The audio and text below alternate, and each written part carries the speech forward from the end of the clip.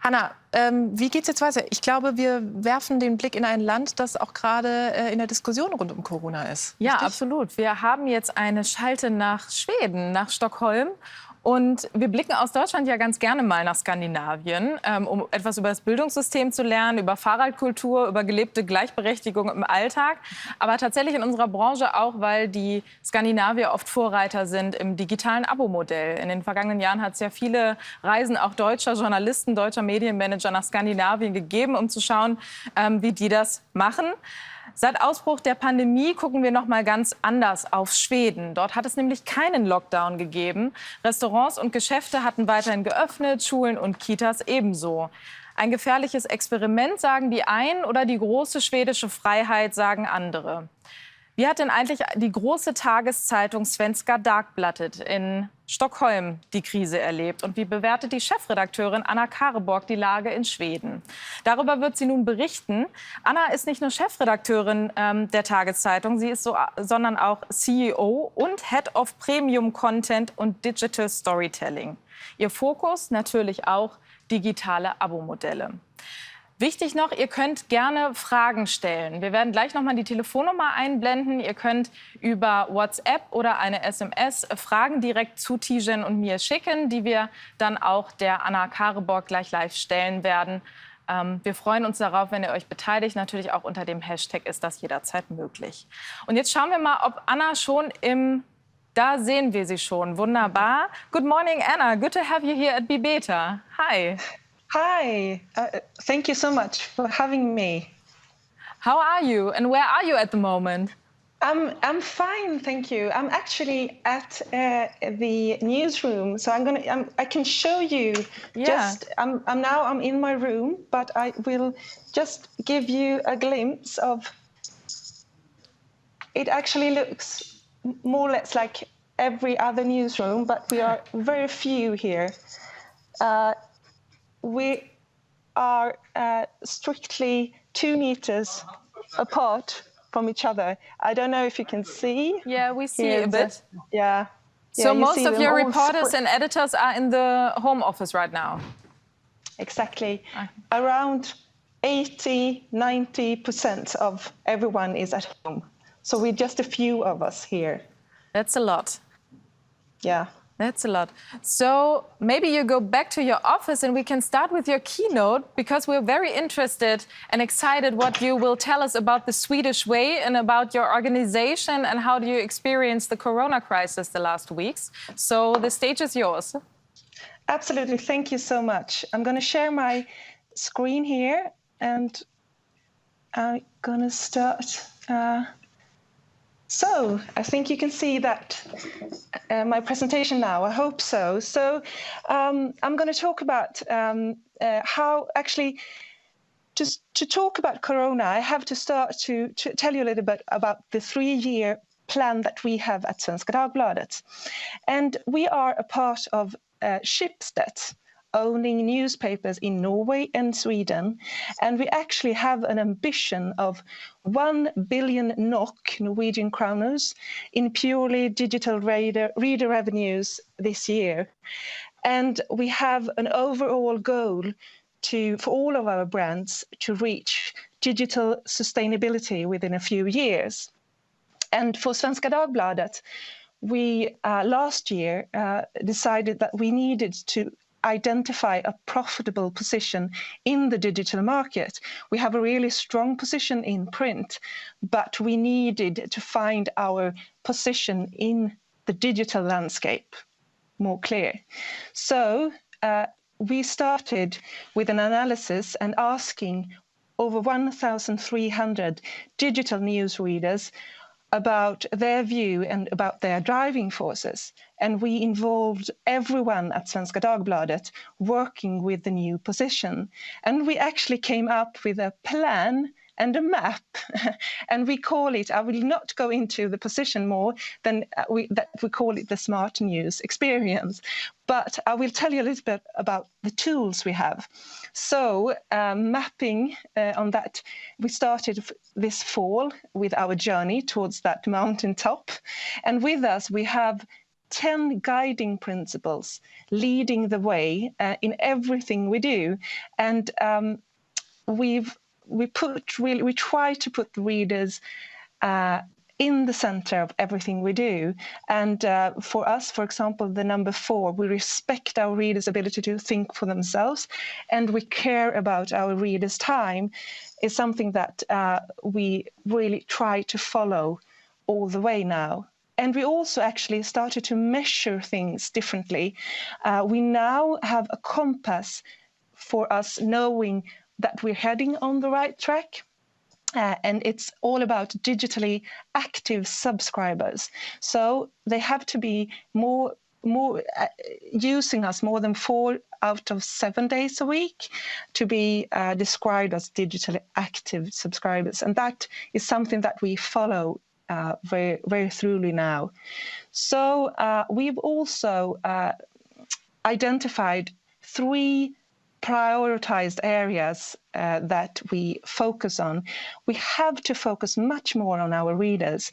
And that means, for example, that we have a new article score, that we have an NPS tool that is new, and we have a project trying to take care of the dialogue with our readers much more than we have before. We also need to develop our journalism, and actually that meant looking into that we actually did the biggest editorial recruitment in a decade at Svenska Dagbladet, because if we are going to reach that position, we have to reinforce the editorial stuff. And what do I mean by journalism based on readers' needs? Well, we have a model at Svenska Dagbladet based on thousands of articles, and I'm just going to explain a little bit about it.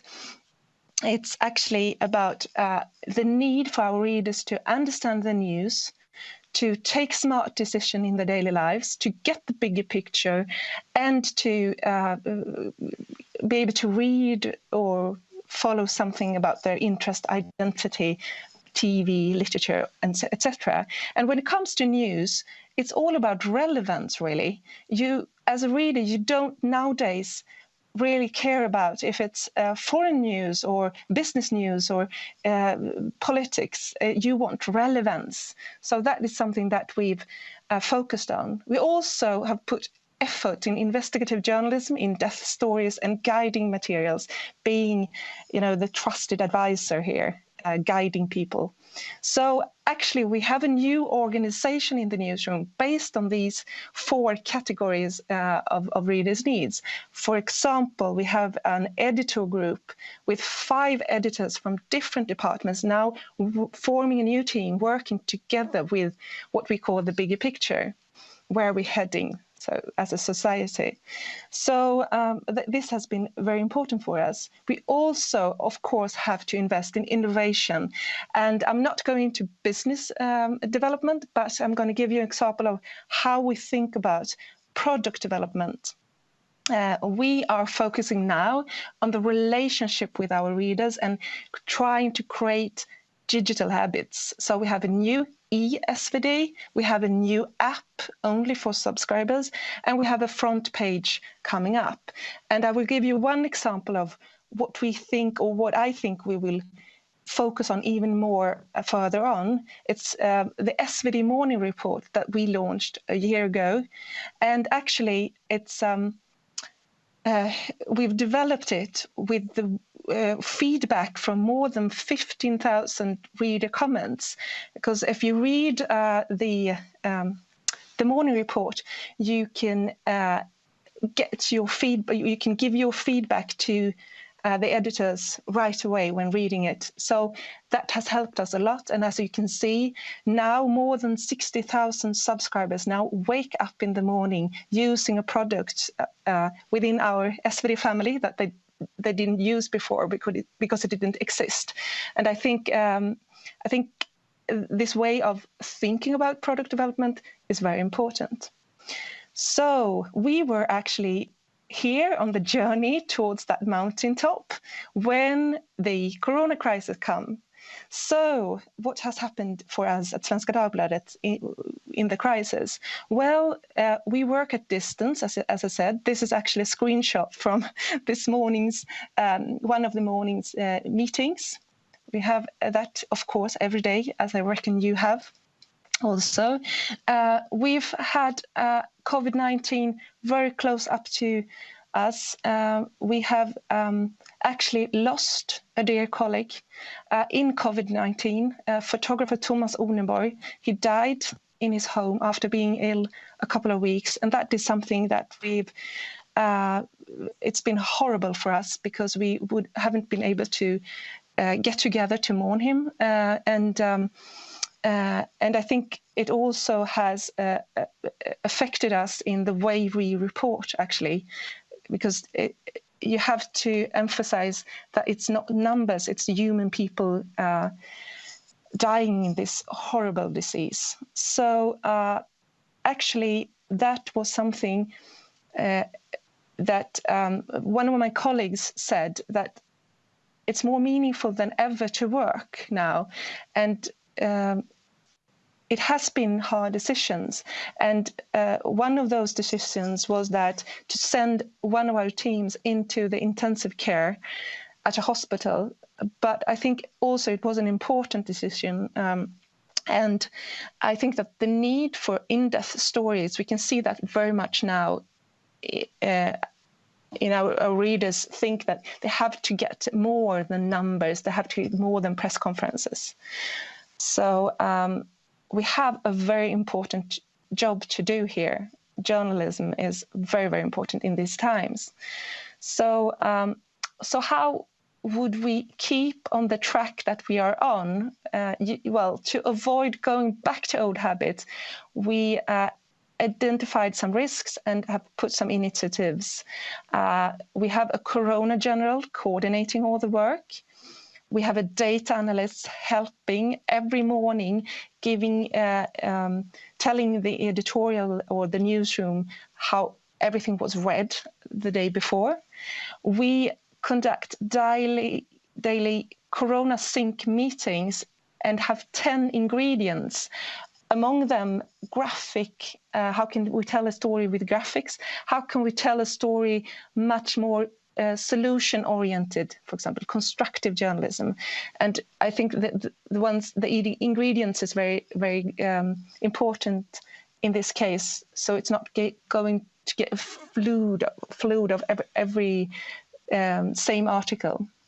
We also worked systematically with the editor group to produce content beyond Corona, because it's really important. And we also have set together a task force focusing on attracting new subscribers.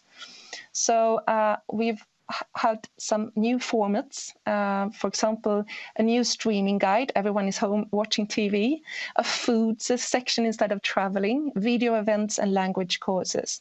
And we also, to strengthen the relationship with our readers, we've especially the ones over 70, crosswords, extra series, and also SV Junior to families at home, our newspaper for children. And I will emphasize the importance for us, at least, that we've seen that not only report about Corona. As you can see, the red in the circle here, it's Corona-related articles, but almost half of all the top 30 selling articles were not Corona in March and April for us. And we actually created a box that you can see here, the best from SvD, so we could show, the best of what we're doing, old stuff also that is still valid for our readers. And that has been really something that has drawn a lot of new subscribers. So, of course, as I reckon you also noticed, we have challenges in advertising, and we have to be more creative. For example, we've let Audi, now it's all in Swedish, I know, but opening the site for non-subscribers. That is one of the things we've done with partners.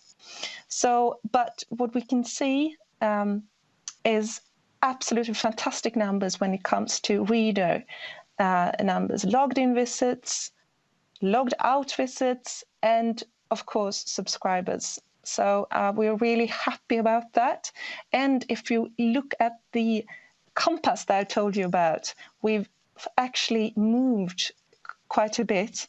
So we are reaching our target here in that sense. So the corona crisis has strengthened us that, and even I think we have to move even faster now, accelerating the way we work towards that profitable position. And I will end my short speech here with saying that people are willing to pay for quality journalism. It's really obvious, but they have to think it's worth it. So the challenge now is to keep all the subscribers that we've got, and to convince them that they will stick with us, and it's worth paying for quality journalism. So thank you very much. I will now try to end my session here. Thank you very much, Anna. This was very interesting, I think, especially for German publishers. So you were talking about that the number of digital subscribers increased since the start of the corona crisis. So do you have like a tip for us? How do you do your churn and retention management right now to keep these? Do you have like a tip for our German publishers? Yeah, absolutely. We are in the middle of that, and we are trying now to find out every way, testing every way to work very close with our analysis team to find out more about who went into what kind of material, and how would we provide. For example, if you bought a subscription from one type of content, how can we provide more or less likely that kind of content for you? And also we follow, the times where the possibility or the risk for them to churn will come. We will have to have really strong editorial content. So we have several weeks now coming up where we have to put, for example, a lot of strong, really good journalism to get them to engage even more. But I think it all, you have to create habits, I think, digital habits. And the morning report is one example of what we're trying to get the new subscribers to really use us. Yeah. And we were talking a lot about the Swedish way here in Germany, because we have a stricter lockdown, or in Spain there was a stricter lockdown than it was in Sweden during the corona crisis. So how would you summarize the public debate about it in Sweden? How do you experience it from your journalistic point of view? Yeah, it's very interesting debate now, and actually we are sort of we're such a small country, so we sort of obsessed about so we are actually covering us and the Swedish way. So and we are discussing a lot, very much, if the way is the best way, or if we are risking a lot here. And I think that in the beginning there were more they're more following the line, if you understand what I mean. But now it's more criticism, more debate about the Swedish way, really. So I think, and we don't. What's exciting or interesting in this way, it's because we cannot evaluate it for a long time, so we don't know. It's a huge experiment, really, going on. So we are hoping that you all stay well the next weeks. So all the best for you. We're running out of time. So thank you very much. And it was really nice to have you here at beBETA. And all the best to Stockholm. Thank you so much.